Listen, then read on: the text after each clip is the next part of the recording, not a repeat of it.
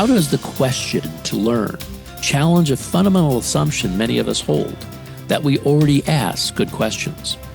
Do the true power of questions lie not in the questions themselves, but in the motives behind them? And what role do questions, specifically questions to learn, play in driving innovation within bureaucratic systems? I'll explore these questions and much more with my very special guest, Joe Lalley, author of Questions to Learn. Joe, your book opens with I found it to be a powerful observation, that you couldn't draw a line from what you did at work to why you did it for much of your career. And I love that way you set that up. So what was the moment, Joe, you realized something fundamentally had shifted in how you approached questions at work, that the questions we ask aren't always what they seem? I think that's a powerful way to start the conversation. Yeah. Yeah. So I can actually pinpoint a specific moment, and it happened 10, 15 years into my career. So I had the opportunity to attend Stanford University's D School. And if the listeners aren't familiar with the D School, it's a 3-day program for professionals who are looking to learn and apply something called design thinking. Design thinking, at sort of the most basic description, is applying empathy and iteration to understand and solve problems. So up to that point in my career, I was working as a product manager and a user experience designer. And what that entailed was I would write specifications and build wireframes that kind of represented interfaces for digital products. And I based everything that I created on two things. One was the business needs. So what did the business want? Was it money, market share, and what was technically feasible?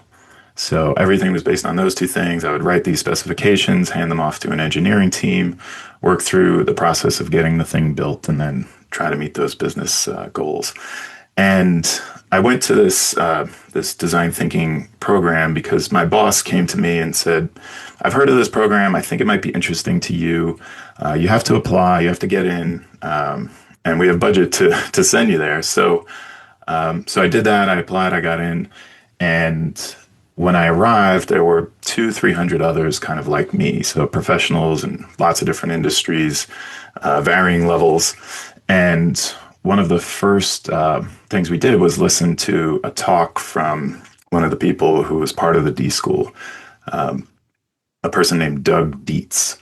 And I can recount his story a little bit. I'll kind of give the short version, but it was his story that really kind of was that pivotal moment for me where I changed my relationship with questions.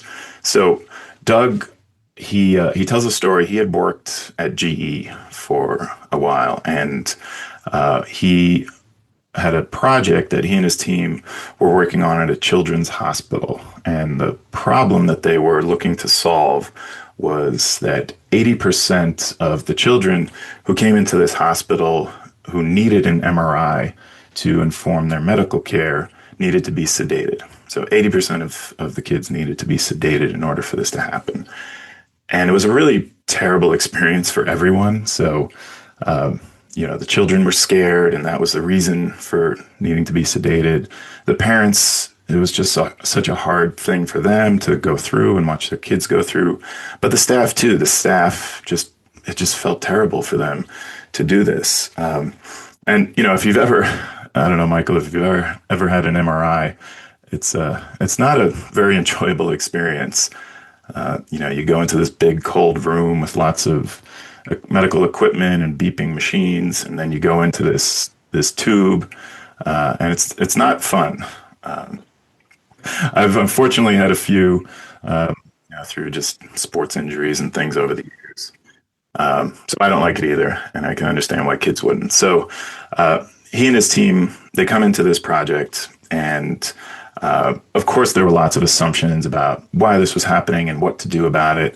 But he decided that they would just get curious about the problem.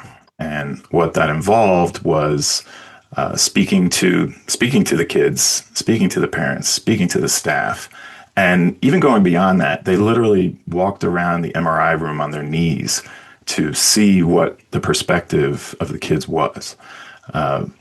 And over time, they learned and learned and learned. They asked lots of questions, and they ended up redesigning the entire experience of getting the MRI and what it looked like. So they created pirate ship MRI machines. So, decals on them and paint and made it look like a pirate ship. And there, was water drawn, painted around it. And they handed the kids pirate hats and the staff wore, things like that.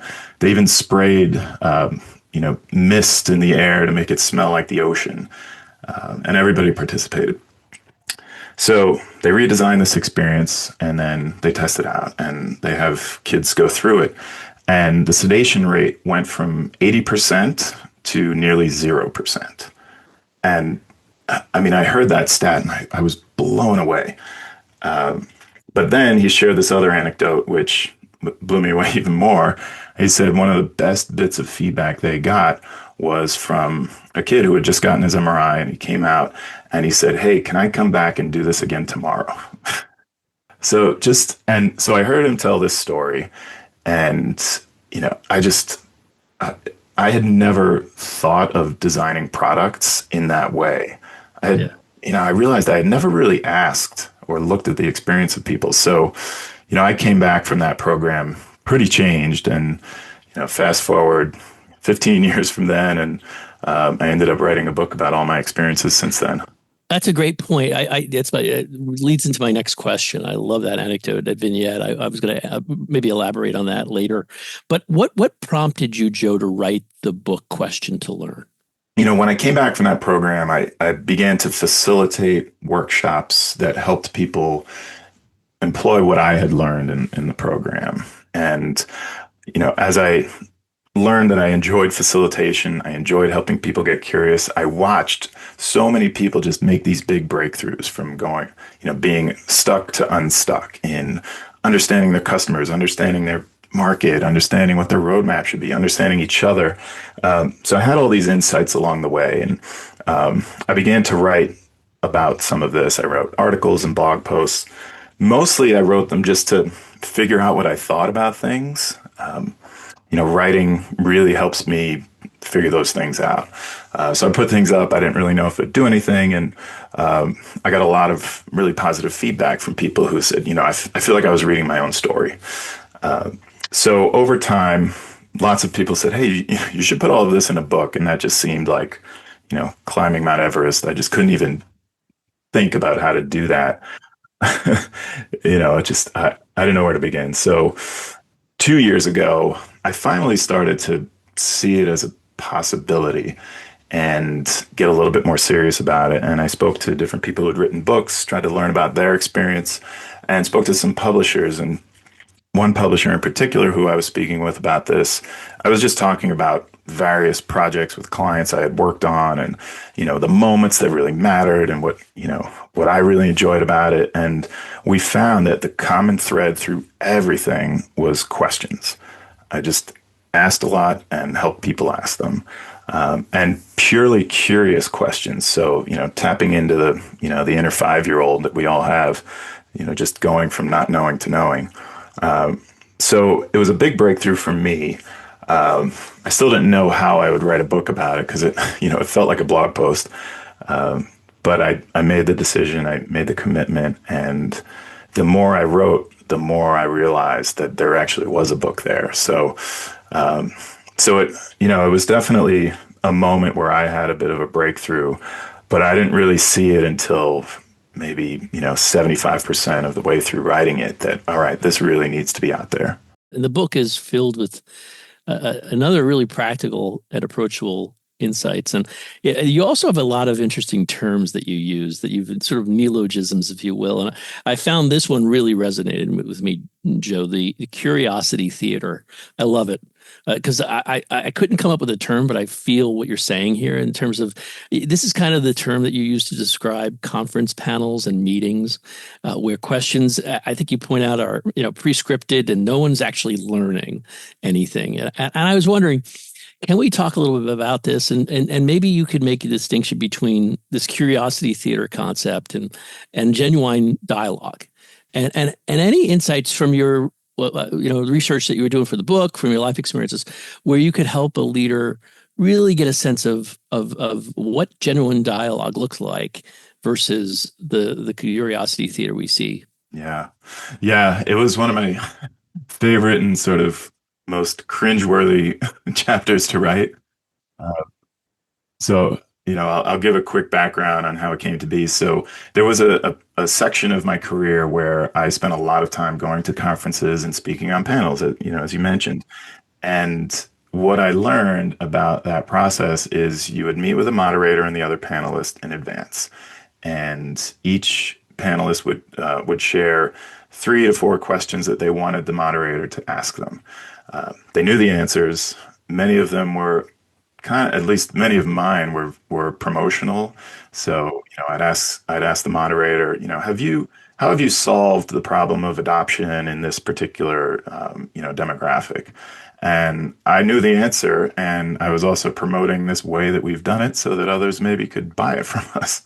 Uh, I watched this happen, and I participated in so many of these, and over time, it just felt like theater. It just didn't seem genuine. Uh, and I just really didn't feel like the audience got a whole lot out of it. It was such a missed opportunity, I thought, because you've got this group of people with really interesting experience and backgrounds and, a lot to say. And there really wasn't an opportunity for us to interact with each other much, or approach challenges in just creative ways. Um, I started to write that and call it out. And the flip side of it is what I think a really good workshop is. So when I think of a workshop, I think of leaders coming together to really, really pick apart a problem through lots of different activities and methodologies and discussion. And I've done workshops like this with CEOs and high level leaders. And if you can kind of break down some of the the corporate speak and the adherence to hierarchy and the egos a little bit, all of a sudden people can have real dialogue about these things and ask questions that they don't know the answers to, which is very unlike the panel experience I had. And I think that is one of the key themes in all of this is ask questions you don't know the answer to, but want to know the answer to. What I found very interesting, you offer with a lot of your vignettes and practical insights. I mean, you offer some tools that and one particular technique I really really appreciated was changing the dynamics of a meeting would be question storming, I think you call it. And it's like you get a team together and you generate questions and no solutions allowed for like 5 minutes. And I'm wondering, how did you come up with this? And more importantly, Joe, why is silence so critical in this kind of a dynamic? Yeah. So it started because of many, many brainstorming sessions or meetings that I had attended or led. And brainstorming sessions in maybe the traditional format feel great during the actual session. You feel like we're getting lots of ideas out there. This is super creative and super powerful. And many times it sort of fades out right after the meeting. So a lot of it doesn't get done. Maybe you schedule another brainstorming meeting. So, kind of ineffective because most of the time they are solutions that are in search of problems and a solution that maybe needs to later on back into a problem, which is hard. So along the way, I'd heard some others kind of kicking around this idea of just only using questions. And I thought, well, let's call it question storming. So it's, a little bit different. And the format is exactly what it sounds like. So you may pose a problem to a group. So, just to use an example, let's say a problem is, 30% of our subscribers are, lowering themselves from the top tier to the middle tier, and we're just not sure why. So instead of thinking about solutions to solve that problem, you can only think of questions. When did this start? What do we know about it? What have we heard from customer service?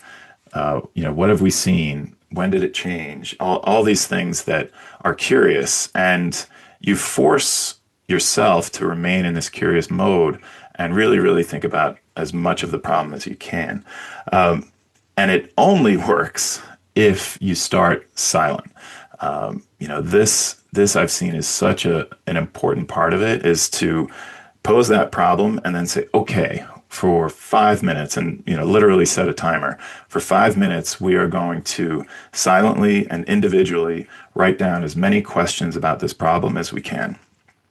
Because if you start with discussion, what often happens is maybe somebody will dominate that discussion, or maybe you end up kind of latching on to one concept, one question, or one idea, and spend most of the meeting on that and really don't get to the others. So this sort of silent and solo approach at the beginning is so important, because you get quantity, you'll get lots and lots of questions, and then you can start to narrow those down and pick them apart. The other thing that it does is it gives everyone a voice. So, if you're in a meeting where there's somebody who maybe is considered an expert in something, it's likely that everyone else will defer to that person.